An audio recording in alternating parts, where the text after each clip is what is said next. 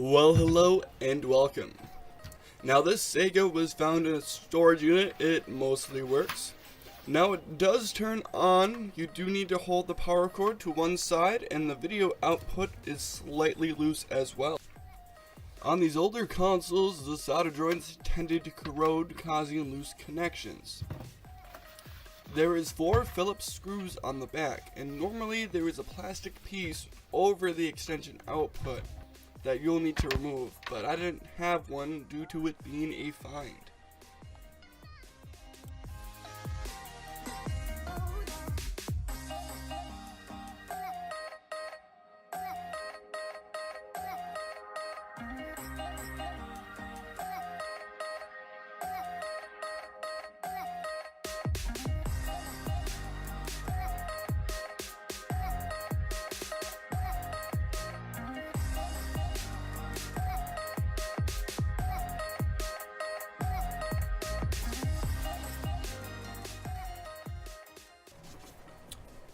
After you have removed those 4 screws, you can remove the lid, and you'll find you're greeted with another 8 screws holding down a metal plate and 2 more holding the cartridge reader.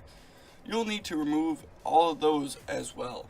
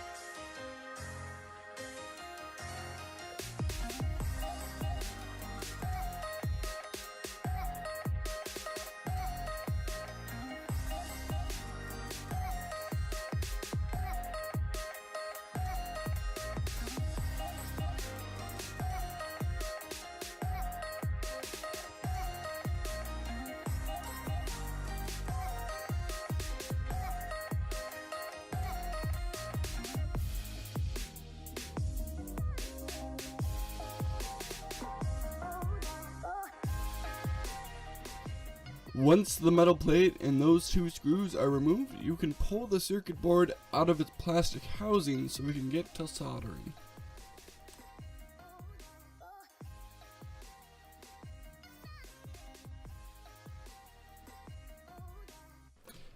Here I'm applying some flux to the old solder joint to help the new solder stick.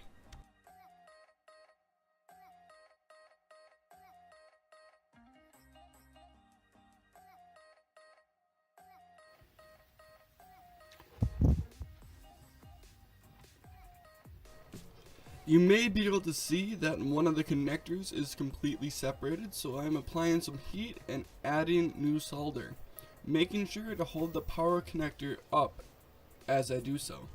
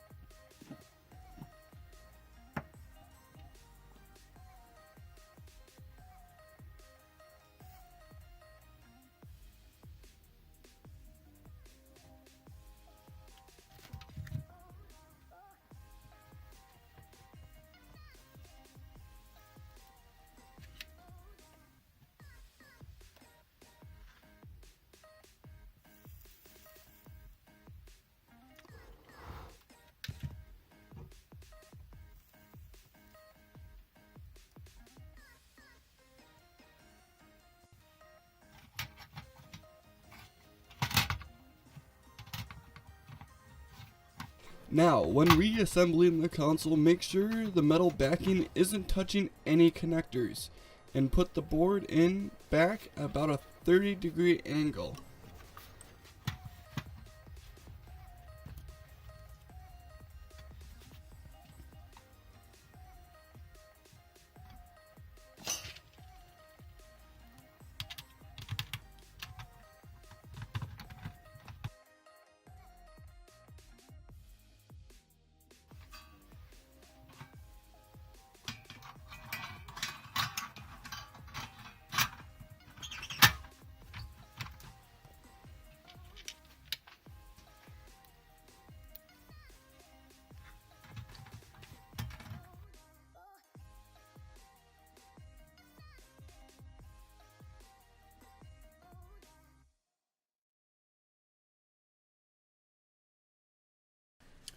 If this video helped you, feel free to like, subscribe, or check out my other content.